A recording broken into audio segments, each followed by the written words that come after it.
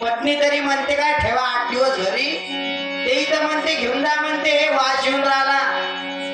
कुणी नाही रे, काय येते रे पोरं माणसासंग मेल्या? खरं खरं सांगा बरं, खरं खरं सांगा काय येते माणसासंग? केस येतात केस.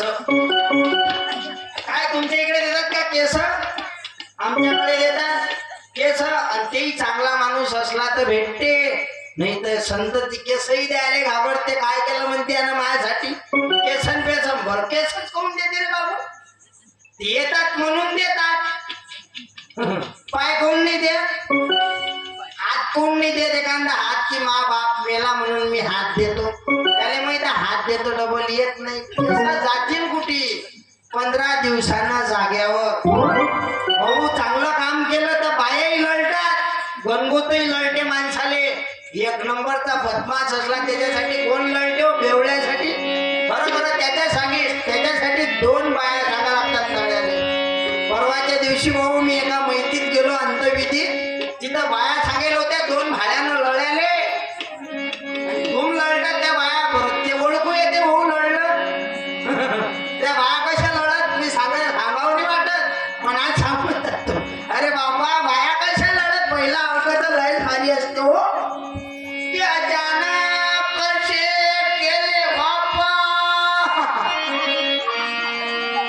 गेले काय व्हॉट्सअपवर मेसेज आला काय हो बाई? बाया अरे लयच भारी हो. दुसरी बाई येते बाई, लढू नको माय, लढू लढू डोळे सुजून गेले हो बाई.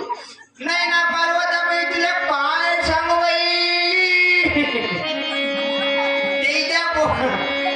काय सांगू बाई, त्याच्यासाठी लढा लागते ना माय. तिसरी बाई येते, तिसऱ्या बाईला काही लढ येत नाही. तिसरी बाई लढत नाही. मग काय करते माहित आहे ते बाई? तोंडातला धोका काढते डोळ्याला लावते. बापा देवी तुला लक्ष नव्हतं काय रे? त्याच्या बोटात 5 ग्रॅमची अंगठी होती ना रे. एकदा कपाळाने रुपया लावला, नागरीचा हार टाकला, मग तो लयच भारी हो. 1 नंबरचा बेवळा. आणि त्याच्यासाठी बा कशा लढतात पा. चांगलं तर चांगल्या महापुरुषाचं संताचं तर नाव ना घ्यावं, त्याला नाव ठेवतात बाया.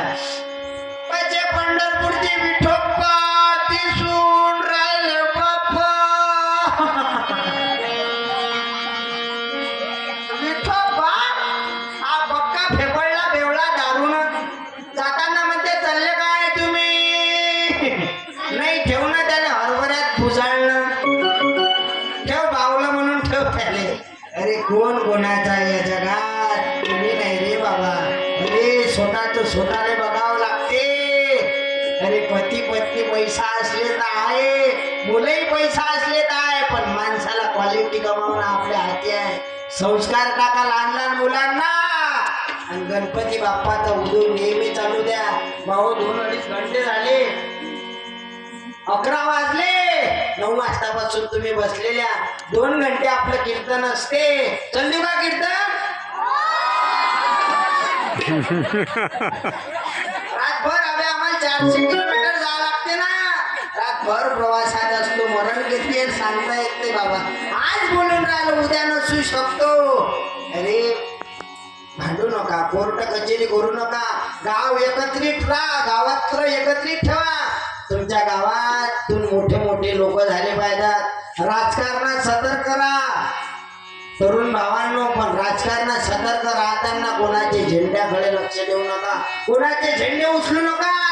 पहिले आपल्या पोटाची समस्या मिटवा, कुटुंबाचं पोट भरलं पाहिजे, मग भाऊ समाजसेवेकडे लक्ष राहिलं पाहिजे. माझ्याकडे साहित्य आहे, कोणाला लागलं ग्रामगीता आहे माझ्याकडे. हे ग्रामगीता ग्रंथ आहे 70 रुपयाचा. कोणाला लागला खंजिऱ्या आहेत माझ्याकडे, अशा खंजिऱ्या असतात. हे खंजिरी एका बोटानं वाजवली तर कशी सुंदर वाजते.